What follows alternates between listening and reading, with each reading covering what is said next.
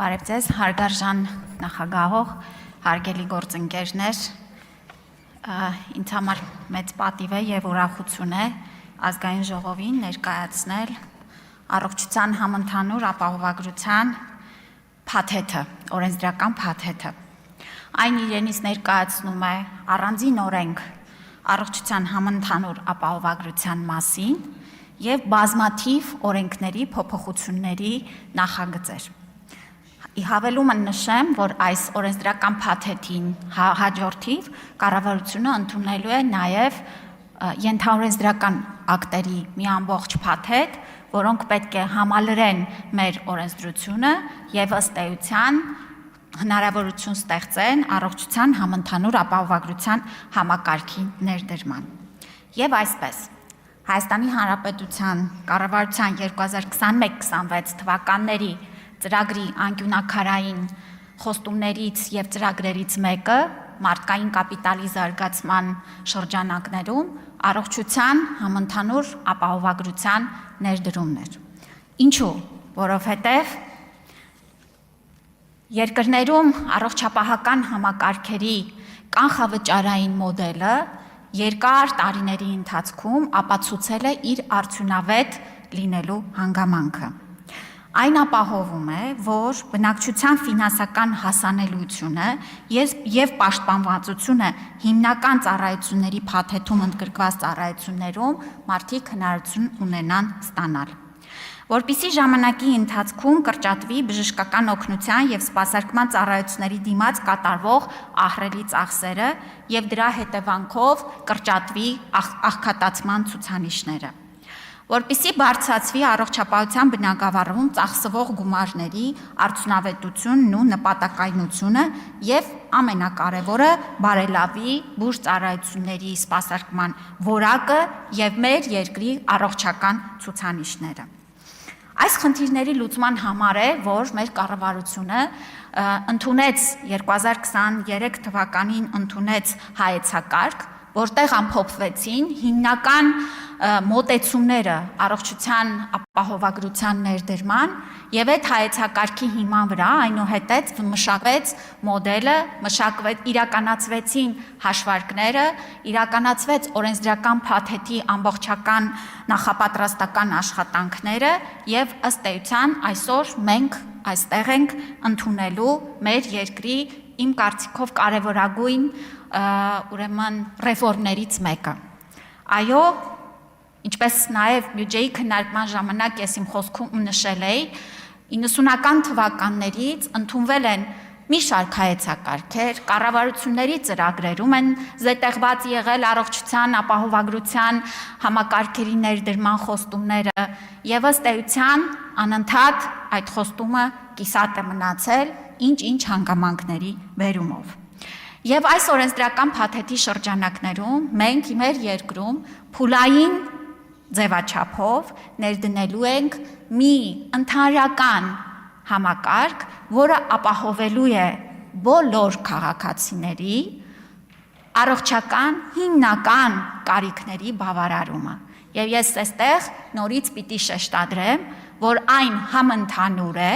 այսինքն ներառելու է Հայաստանի բոլոր քաղաքացիներին,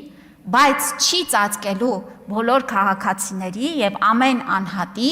ողջ առողջապահական կարիքները, այլ ուղղված է հիմնական հիվանդացության և մահացության բեռ հանդիսացող վիճակների, հիվանդությունների մեղմանը, դրանց առողջապահական ամենալավ արդյունքների ապահովմանը։ Օրենսդրությամբ և առանձին այս օրենքի շրջանակներում մենք անդրադարձ ենք կատարել հիմնական հասկացություններին իհարկե, որովհետև մենք հասկանում ենք, որ ներդրվում է նոր համակարգ և պետք է շեշտադրեմ, որ ապահովագրական ընդհանուր առմամբ մեր երկրում եղած իրավական կարգավորումներից կան որոշակի առանձնահատկություններ, որոնք հենց սահմանվելու են այս օրենքի շրջանակներում։ Ապահովագրական հիմնական հասկացություններից են իհարկե ապահովագրական դեպքը, ապահովագրվող անձանց շրջանակը, ուրեմն ապահովագրական հիմնադրամի հասկացությունը, նրա գործառույթները, պետության կողմից երաշխավորված ապահովագրավճարները, անցումային փուլերի հստակ աստիճանակարգը եւ բոլոր այս իրավական նորմերը ամփոփելու են ուրեմն իրեն շրջանակներում, ինչպես նշեցի, հիմնական հասկացությունները, իրավանորմերը, անցումային դրույթները, վեճերի ուրեմն քննարկման մեխանիզմները եւ մյուս իրավական ակտերը, որոնք որ հարակից են հանդիսանում այս օրենսդրական փաթեթում, ամբողջացնելու են այս համակարգի իրավական կարգավորումները։ Առողջության համընդհանուր ապահովագրության շրջանակներում սահմանվելու է այն ուրեմն պայմանագրային հարաբերությունները, որոնք որ ապահովագրական հիմնադրամը ունենալու է ապահովագրվողի հետ, ունենալու է առողջապահական կազմակերպությունների հետ, ովքեր որ իրականացնելու են բժշկական ծառայությունների եւ դեղորայքային ապահովության ծառայությունները եւ այս շրջանակներում հստակ սահմանվելու են այն ընտրության չափանիշները, որոնց հիման վրա ապահովագրական հիմնադրամը կնքելու է պայմանագրեր առողջապահական կազմակերպությունների հետ ի օգուտ երրորդ անձանց։ Ուզում եմ առանձնակի շեշտադրել, որ մեր ուրեմն ապահովագրության բարեփոխման հիմնարար սկզբունքներից է, որ մենք մեր երկրի բոլոր քաղաքացիներին միավորում ենք մեկ ապահովագրական զամբյուղի մեջ, որպեսզի հավասարակշռենք մեր երկրի բոլոր քաղաքացիների առողջական, ֆինանսական ռիսկերը, ինչի արդյունքում կարող ենք ստանալ շատ ավելի հավասարակշռված փաթեթ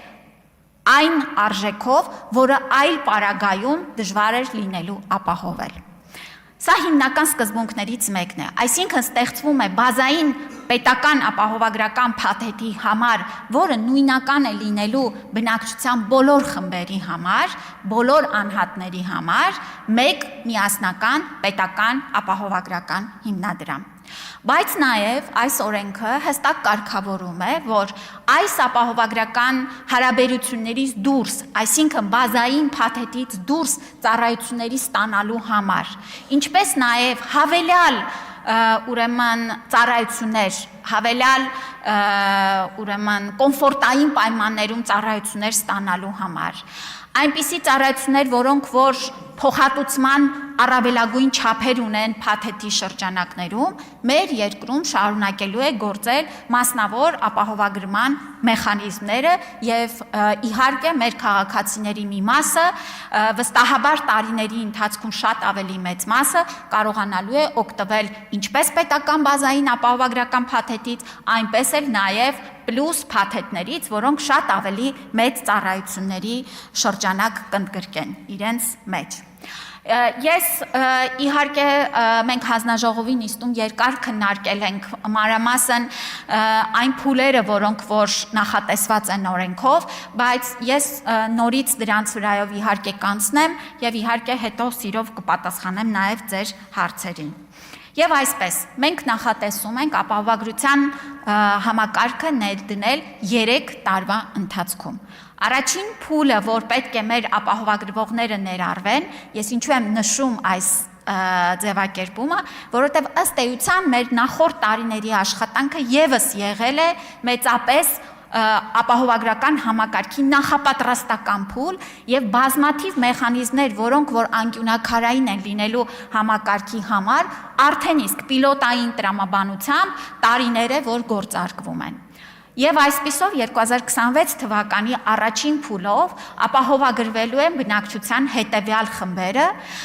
մինչև 18 տարեկան երեխաները, 65 պլյուս տարիքի անձինք, 18-ից 65 տարեկան հաշմանդամության կարգ, ֆունկցիոնալության գնահատական ունեցող քաղաքացիները եւ անապահովության միավորներ 28 եւ ավել միավոր ունեցող անձինք։ Այս բոլոր խմբերը ապահովագրվելու են պետության կողմից եւ նրանց ապահովագրավճարը վճարելու է պետությունը պետական բյուջեի շրջանակներում։ Հաջորդ խումբը, որ ներառվելու է 2026 թվականից 200,000 դրամից ավել աշխատավարձ կամ դրան հավասարեցված եկամուտ ունեցող քաղաքացիներն են եւ նրանց համար էլ կառավարությունը մեղմելու առաջին մեկնարկային տարվա ֆինանսական բեռը ներդնելու է հետևյալ սուբսիդավորման համակարգը։ Ես կնշեմ այն աշխատավարձային ուրեմն խմբերի տարբերությունները, որոնք որ սուբսիդավորման ճկուն համակարգից կարողանալու են օգտվել։ Եվ այսպես 200-ից 500,000 դրամ աշխատավարձ ստացող մեր քաղաքացիները պետք է վճարեն տարեկան 129,600 դրամ, որը բաժանելով ամսական ստանում ենք 10,800 դրամ։ Վճարումը իրականացվելու է ամսական կտրվածքով։ 10,800 դրամից նրանք զինապահ հիմնադրամին այսօր վճարվող 5,500 դրամի փոխարեն վճարելու են ընդամենը 1,000 դրամ եւ մնացած 4,500 դրամը կարողանալու են ուղղել առողջության ապահովագրությանը։ Հաջորդը ֆիզիկական անձանց հայտարարագրման համակարգի շրջանակներում սոցիալական կրեդիտների շրջանակում հետ վերադարձն է, այսինքն մեր կողմից վճարված եկամտահարկից պետությունը այսօր մեզ վերադարձնում է մեր անձի առողջության եւ կրթության ծախսերը հոգալու համար։ Եվ այս սոցկրեդիտների շրջանակներում, նորից եմ կրկնում, 200-ից 500,000 դրամ ստացող քաղաքացիները մինչև ամսական 6,000 դրամի շրջանակներում կարողանալու են հետ վերադարձ ստանալ։ Այսինքն, այս 2026 թվականի ֆինանսական բեռը քաղաքացու վրա այս խմբի ընդամենը 300 դրամ է լինելու։ Հաջորդը 500-ից 1 միլիոն դրամ աշխատավարձ ստացողներն են։ Այս խմբի քաղաքացիները այսօր վճարում են զինապահ հիմնադրամին 8,500 դրամ, շարունակելու են վճարել 1,000 դրամ եւ մնացած 7,500 դրամը եւս կարողանալու են ուղղեն առողջության ապահովագրությանը։ Սոցկրեդիտների շրջանակներում նրանք ամսական մինչեւ 4,000 դրամ վերադարձ ստանալ։ Եվ 1 միլիոն դրամից ավել ստացող քաղաքացիները շարունակելու են զինապահին վճարել 15,000 դրամը եւ կարողանալու են հետ վերադարձ ստանալ միայն սոցկրեդիտի 4,000 դրամը։ Ինչու է այսպիսի տարբերակված սուբսիդավորման համակարգ ներդրվում։ Շատ պարզ պատճառով, որովհետև մեր ապահովագրական փաթեթի արժեքը, ապահովագրավճարը ըստ էության ֆիքսված է եւ նույնական է բոլոր քաղաքացիների համար։ Եվ այստեղ ավելորդ չեմ համարում ընդգծել, որ ամեն մարդ վճարում է իր ապահովագրության համար, կոնկրետ փաթեթի համար։ Եվ որպիսի մենք ունենանք նաև սոցիալական համերաշխության սկզբունքի պահպանություն, այսինքն նվազ եկամուտներ ունեցող քաղաքացիների եւ բարձր աշխատավարձ ստացող քաղաքացիների համար ֆինանսական նույնական բեռ չթողնենք, կառավարությունը որոշում է կայացրել նման սուբսիդավորման համակարգ ներդնելու։ Հաջորդ տարի 2027 թվականին կներառվեն մինչև 200,000 դրամ, այսինքն բոլոր ֆորմալ գրանցված աշխատողները։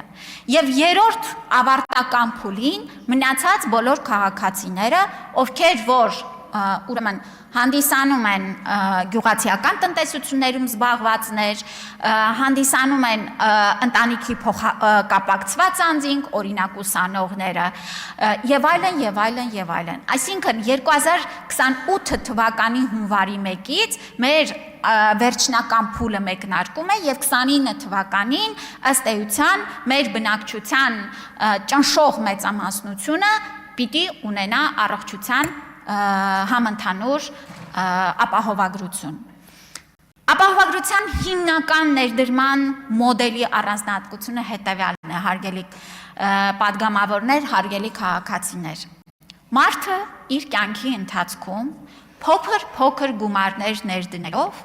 վստահ է լինում, որ երբ որ հիվանդությունը վրա է հասնում,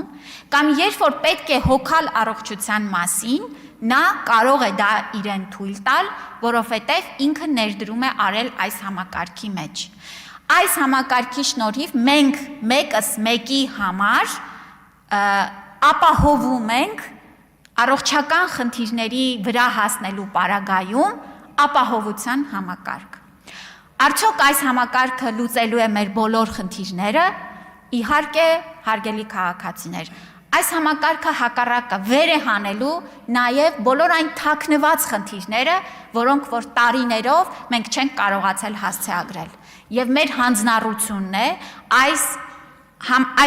համակարգի շնորհիվ վերհանել խնդիրները, լուծել խնդիրները եւ ապահովել մեր քաղաքացիներին առողջության իրավունքով։ Շնորհակալություն։